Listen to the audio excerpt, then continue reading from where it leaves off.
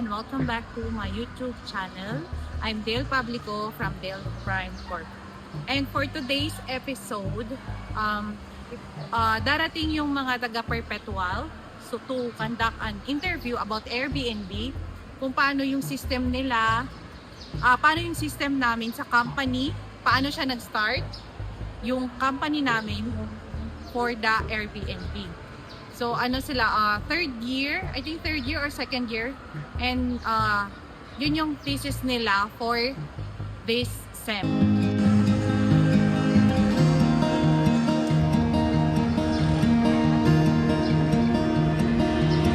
I don't know if I can find my way. Hi, I'm Lorena Tisalas. Hi, I'm Chanel Oboy. Hi, I'm Carlo Arpiano.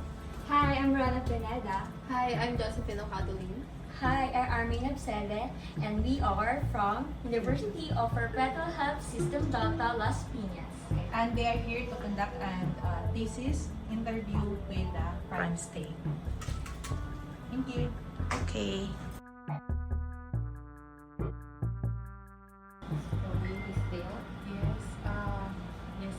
I'm Dale Publico.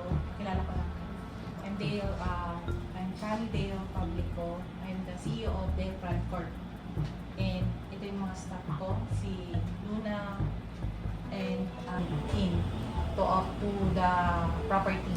And then, nasa lobby sila, may ipaprocess namin sa admin, and then may present kaming guest form. Isisend namin sa kanila yun. Yung ipapakita nila sa lobby para sila makapasok. So, lahat ng information, meron kaming link from, sinesend namin sa kanila yun, kung anong process, house rules, everything.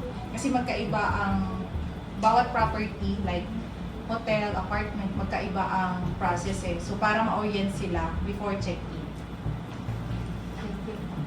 For second question po, what are the usual problems or complaints from guests? Mostly yung nagiging parang ano nila sa amin, yung parang akala nila is parang same kami sa hotel type, which is ano kami parang Airbnb. Magkaiba yung setup ng Airbnb sa hotel type.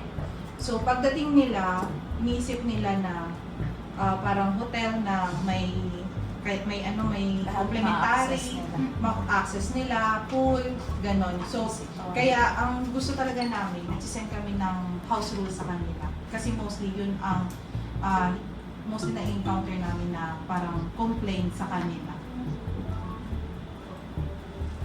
For third question po, what step do you do before a guest check-in?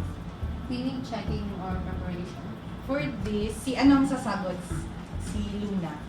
Oo. Kasi siya yung sa supervisor na namin, housekeeping. So siya doon sa cleaning, sa checking, saka sa preparation. Hindi naman. Ako yung housekeeping ako yung supervisor sa housekeeping. So, ako yung may hawak ng mga cleaners. Every time na nililinis nila yung mga units, mula dun sa pagpasok, taas, yung ceiling, mga alikabok. Ayun. Make sure namin na malinis lahat. Kasi kadalasan, yung mga guests, umaali siya maraming buhok. Yun yung nagiging problema namin talaga. So, ang ginagawa ng team ng Dale Prime, pinoprovide yung vacuum, lahat ng mga cleaning materials, provided siya doon sa Airbnb. So, walang dahilan yung guest para sabihin niya na hindi kami nakapaglinis, kasi walang materials na pwedeng gamitin. So, provided lahat doon sa unit na Airbnb namin.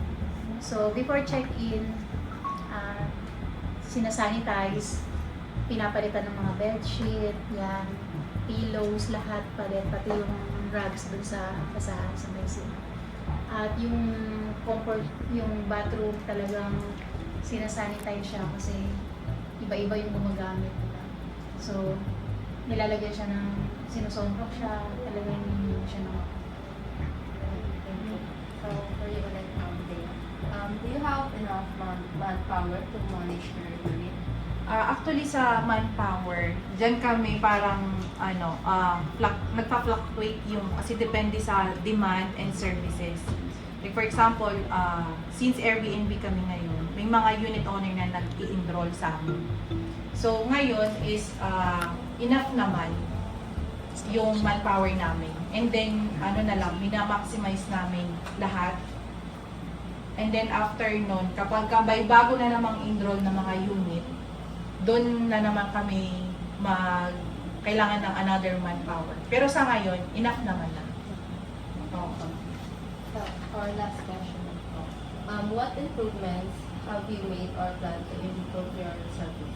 Yun, sa services, for this year, may collaboration kami with Sosha, kung kilala nyo sila, yung kay Josh Mojica. Nagpagawa kami doon ng software, ongoing na siya. So, yung software na yun, mas mapapadali yung namin, operation. Software siya for management, and then yung parang task manager na siya, na kapag yung digital na siya na meron kang gustong ibigay sa cleaner, sa ganito, doon na siya. Tapos magpa-pop up na lang sa cellphone nila. Ongoing yung system siya. Yun lang po. For the Sa'yo. Okay. Ay, kay Mika. Employees. What are your main tasks? First question, what are your main tasks when preparing the unit for this? So, yung process kasi namin, may dashboard kami, Airbnb, Agoda, booking. So, every minute dun may bookings. So, depende. Halimbawa, ang in-accept namin for tomorrow, naka-ready na siya. So, sa morning kasi, ang check-in namin is 3 p.m., ang out is 12 noon. So, before 3 p.m., dapat yung unit ready na. So, na-prepare ko na, nabigay ko na sa housekeeping, then yung mga housekeeping staff for cleaning namin. So, before 3 p.m., ready na din yung paper na ipipresent nila sa reception, naka-send na rin sa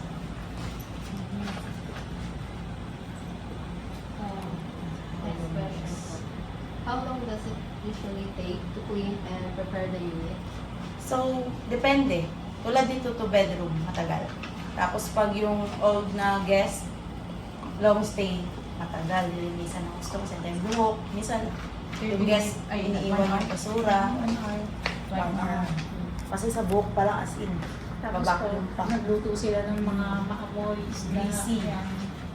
Lumidikit talaga yung Lumidikit. Pero pag yung ano lang, Pag normal lang na malinis yung guest, 30 minutes kaya. hindi nagluto. Oo. Vacuum lang yung change ng beddings, walis, angil. Yun lang. Next question po. Last. What problems do you usually encounter during your work? Usually ano siya, kapag on the spot booking. So, halimbawa ngayon, hindi mo sure kung malinis yung unit, may gusto mag-in. So, apektado yung housekeeping kasi nangaragin mo yun. Sasabihin, palinis to, may darating yung guest. Yun lang naman lagi. Then, surprise visitor nila na gustong sumama sa check-in, which is bawal. So, kung papayag sila na mag-additional ng payment, ipaprocess ulit sa admin. So, bali, ang cost ng delay lagi is sa admin ng property, hindi sa yun din, sa full ticket. Kasi, magsiswimming sila. Hindi kasi basta-basta sila tulad sa hotel. Automatic. Lahat dito naka-record. Lahat may ni owner. So, yun yung nagiging usually problem. Pero, aside from that, wala lang ayos. Sa history lang po ng business. Basta. What year did you start this business? Yung sa Airbnb, 2000 Last year lang. last year. Yung umalis yung Pogo. Nag-switch kami sa December. staycation. So parang ano pa lang, 8 months. Mag 1 year na. 1 year. 1 year na siya ngayong April. How did you come up with the idea of creating this kind of business? Sige. Yung yan is way back 2014. 2014, ang meron lang is C residence before. Tapos, di ba wala pang dito, mga establishment. MOA area lang. And yung, kasi ako dun salesperson ako sa SMDC. So yung ibang nag-inquire sa akin, naghahanap ng hotel na stayhan, na malapit. So doon ako nagkaroon ng idea na ang daming unit na available sa C na hindi siya napapa long term. Kasi nga wala pa nun, di ba? Wala pang Mall of Asia lang siya. So sabi ko, pwede siya pang short term. Kunwari, 5 days lang, tapos ikot lang sila sa mall. So doon nag-start, 2014. Yun lang po. Okay na. No problem. No problem. So, bali yung itong interview nyo for ano siya? For research po. Research about ano? Quality service management. Quality service management. So, kailangan siguro ano, sa introduction nyo, i-explain nyo kung ano ang kaibahan ng hotel, kaibahan ng Airbnb, Agoda, tsaka Booking. Kasi doon nagde-depend yung service na ibibigay din ng isang company. So, kailangan kasi, pag sinabing staycation, broad siya. So, pag sinabing Airbnb, Agoda, Booking, may mga restrictions siya. So, para ma-discuss nyo ng gusto. So, tulad yan, Airbnb, marami kaming bawal. So, kailangan susundin nyo yung house rule ng condo. Yun siya. Unlike ng hotel na wala. Di ba Paano sa siya? guest? Guest pro siya. Oo. Lahat magagawa niya.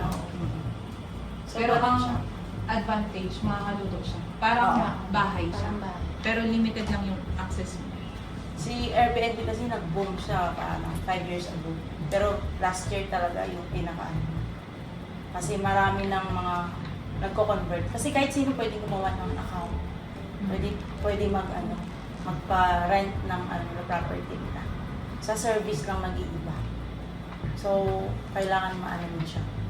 Ma-differentiate mo para ma-explain nyo ng maayos. Kasi pag Airbnb talaga, komplikado. Mga tourism. Yung sa setup,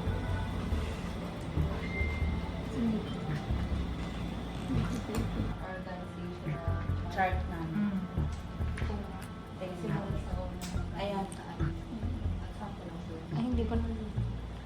Oh, kailangan kasi start type first muna. I-present niya muna ang prime stay mo na ano siya ni day prime corp lang. Isa lang sa business niya.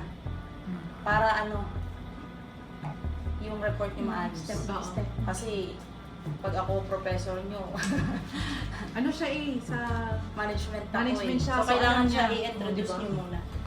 Paano execution nyo? Ipapakita nyo lang interview? Hindi po. Hindi, ano lang po siya parang...